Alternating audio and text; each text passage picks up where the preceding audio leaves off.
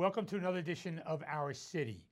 Residents can visit any of our social media accounts, get more information on upcoming events, or simply have a question. You can call our public information office at 908-820-4124. And for this week's show, I'm pleased to be joined by Miss Christine Backiel as the program director. Christine, welcome to the show. Thank you. And Miss Victoria Lopez, a wellness specialist. Thank you. So we're focusing on mental health and the urgent care, but before we begin on the topic, why don't you tell our viewers a little bit about yourself, where you came from, who you are. You go first, Okay. Christine. So I'm Christine Backiel. I'm the program director for our mental health urgent care out of Elizabeth. I work with Bridgeway Behavioral Health Services. I am a longtime resident of Elizabeth, born and raised. Oh, you go to school here? I did. I did back then. I'm a graduate of Kean University where I got my bachelor's and master's degree in counseling. So I'm excited to be working in my community and being able to give back. You still live here? I do. Oh, cool. Yes. And how about you, Victoria? So I'm Victoria Lopez. I am the case manager / wellness specialist at Bridgeway. I graduated with my undergrad at Kean and Rutgers with a dual degree in psychology and psych rehab. I interned with Bridgeway, and I was fortunate enough to get employed through Bridgeway upon graduation. Currently getting my master's in social work right now at Rutgers, New Brunswick. Oh, good. Well, the two of you and I have a lot in common. We're all Kean graduates. Yes. Yes. Did you go to what schools here in Elizabeth? So I did, back then it was St. Peter and Paul's that went to St. Adalbert's and then Right. St. Hedwig's. Where's home for you? Elizabeth, yeah, born and yeah. raised too. So I don't know how to think about that, but yeah. I was just going to say, you had to pause for that. It wasn't a tough question, Victoria. Mental health and urgent care. The first question is, how is it different from the traditional emergency room or outpatient clinic, which I think a lot of people probably would like to know? Yeah, so the mental health urgent care is literally a walk-in center. Anybody who is experiencing a crisis or an increase in symptoms of anxiety, depression, you don't even need to have a diagnosis to come. So we offer a warm, safe environment, a living room model, which might be different than an emergency room. If you were to go in an emergency room, you might see a really long wait to be seen, since the emergency room is dealing with a lot of complex medical issues and all these emergencies. So every county in New Jersey has a mental health urgent care. We call it an early intervention support service, EISS. So it's an alternative to an emergency room where somebody can walk in, be seen the same day, and receive the help that they need. And where's the location? So our current location is at 615 North Broad Street in Elizabeth, New Jersey. And do they see you or do they see Victoria? How does the process work when somebody walks in there? When somebody comes in, so the services are open to adults 18 and older who are Union County resident. Anybody can walk in and they're greeted by our front desk staff who are then given some paperwork to fill out. Once they're seen by a licensed clinician who does an assessment for the individual, and then within 24 to 48 hours, they're seen by an advanced practice nurse for a psychiatric evaluation. And from there, they are, if medication is needed, the prescriber can prescribe that. And then overall, the person is in services for 30 days. It's a very short-term program, but the main thing is just to help bridge the gaps that people are experiencing while they're trying to get into mental health care. And Victoria, do you get assigned to clients or patients? Is that how this works for your end of it? Yeah, so as the case manager there, anybody that walks in is automatically my client, which I am happy to help them in any way. I assist them first and foremost with the discharge process, connecting them somewhere before their 30 days are up so that once they're done with us, they already have an appointment with someone else or they start to become established elsewhere so that there's no gap in treatment and it prevents a crisis. As an intern there, because I do intern for my MSW, I do see them as a client to do the intake and provide the therapy and additional support. And you just said anybody can come to your center that's over 18. Do they need an appointment or a referral or anything like that? Nope, they don't. They can walk in. We also offer telehealth and televideo services, so they can always call our office. to set that up. But we try to make it as easy as possible. The last thing we want is to be an additional barrier for somebody who's already dealing with hard times. So, Victoria, what kind of mental health issues do you treat, and what kind of support can someone expect when they walk in? So we treat like a variety of different conditions. We've seen people with schizophrenia, schizoaffective, people with bipolar, people with clinical depression, or what it's known as major depression. Sometimes we see people even like with no history of mental health, but they're going through something momentarily. Maybe they're going through grief, maybe they're going through financial hardships and they just want to talk to someone about it. So we see people with like a variety of different issues. So you make yourself available if people just need to talk? Yeah.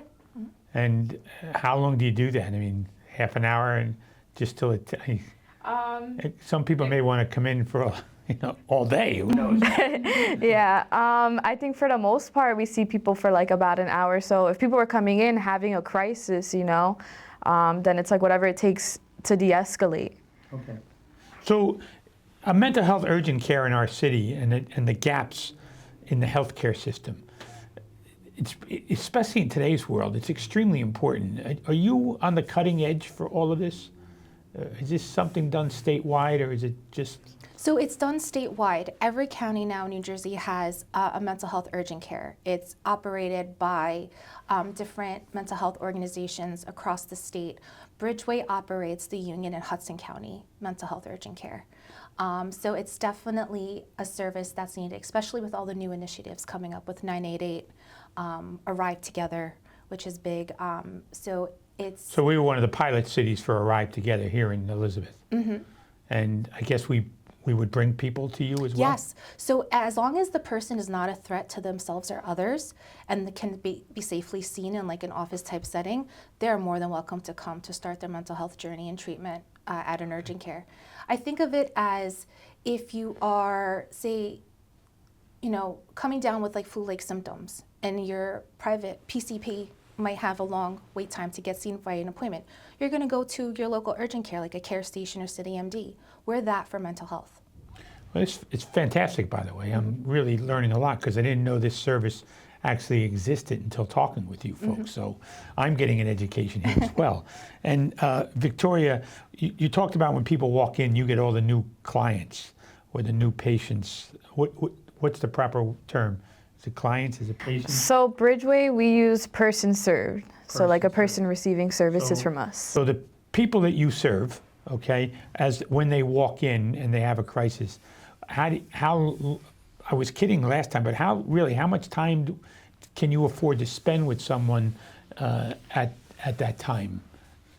And what do you do? I mean, do you just talk to them? I'm just curious if I walked in. Yeah, so I mean, again, it's very situational. I mean, right, I've seen people walking in and, like they might have some aggressive behaviors, hyperventilating and all that. So. In that case, would you call for assistance, or it's a game time decision type of thing? Yeah, so like if I have like my supervisor, or like if Christine's available on staff, or any other clinician, we can tag team it. We try to we're trained for de-escalation. We're trained for crisis stabilization. So if we have to sit with them, talk at their own pace, maybe they need to calm down a bit before they can actually share what's going on, we'll do that.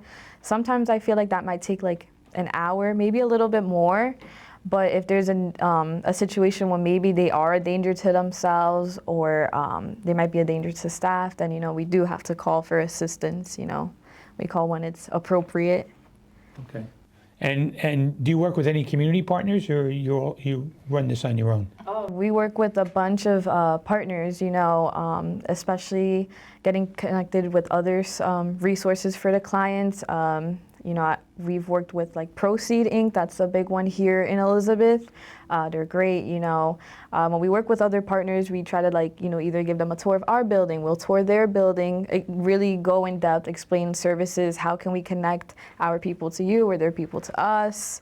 Mm-hmm. Yeah, it's very crucial to have community partners and support in this type of work that we do. We're networking with a lot of folks. We were connected with Trinitas as well. Oftentimes, because our program is short for 30 days, people who still need that ongoing care, we need another place to connect them to. And we always like to secure their linkage before they're done with our services. So we often, Victoria and I, attend a lot of community events to make sure not only just to share the word of Bridgeway and what we do, but making the connections in the community with other services and resources that can benefit the persons that we serve. So you talked about the age restrictions, 18 and above. How do you deal with children or teens? Is there a process for that? If somebody walked in and say they're 17 and a half, you just don't throw them out? No, we don't throw them yeah, out. what We do you always do? we always do a risk assessment to make sure they're not a threat to themselves or others, and then look to see what other resources in the community are close to where they live can assist them, and call to make an appointment with them during that session. So there would be there's a mechanism to help Yes. Yeah. younger folks. If a parent brings in someone who's 12, 14 years old, do you deal with the parent with Yes. permission for that case? Okay. And does it cost anything, or is insurance? How do you help people with coverage, without coverage, and things of that nature? So the program is designed to help individuals who have insurance and those that don't have insurance. We basically, nobody's turned away based on the ability to pay. We work with everybody and everybody.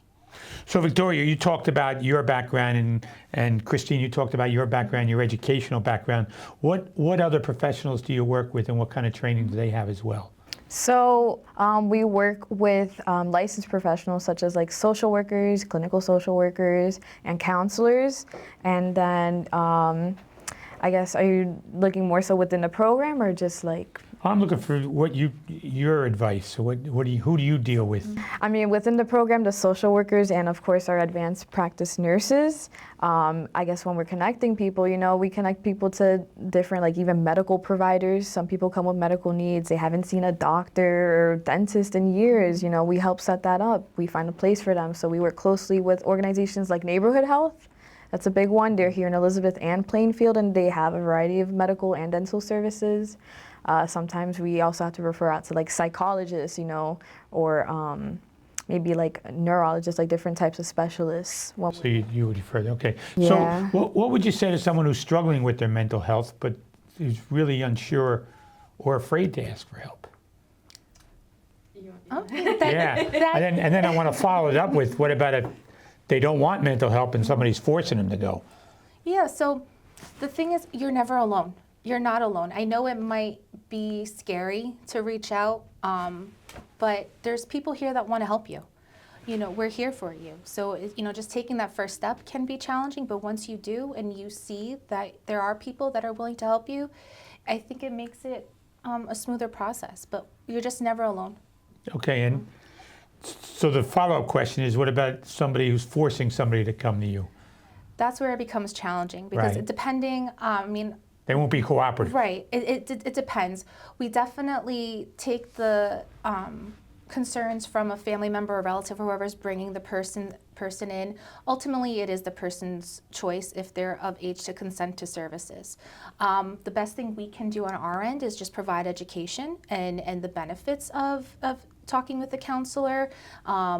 And, you know, we can also go over the benefits if medication is needed, because oftentimes you don't really need medication. Just talking to somebody can make a world of a difference.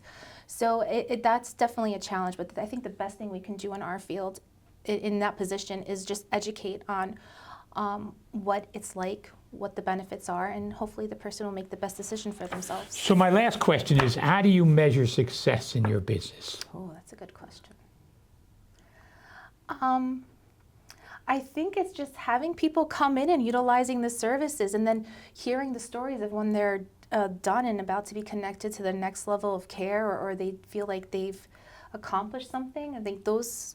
What were you going to say, Victoria? I think in a more like objective aspect too, because we use screening tools when they come in and then when they leave. So there's also comparison in scores. So like some people, when they come in, they might score very high on the PHQ-9, which is a depression questionnaire. And then, you know, on their last day of services, the scores might drop like significantly. There's a difference. They might even tell us, you know, like I feel a lot better, like engaging in treatment and getting the support I needed. So there's a clinical way to measure success, but there's probably also an emotional way to measure success on a personal level that you've helped this person. That's interesting. Yeah, I'm thrilled to learn about this service because I always thought mental health services were kind of forced on people as opposed to volunteer access to mental health. So I thank the two of you for your leadership, and I thank the two of you for your work. I think it's absolutely fantastic. Thank you.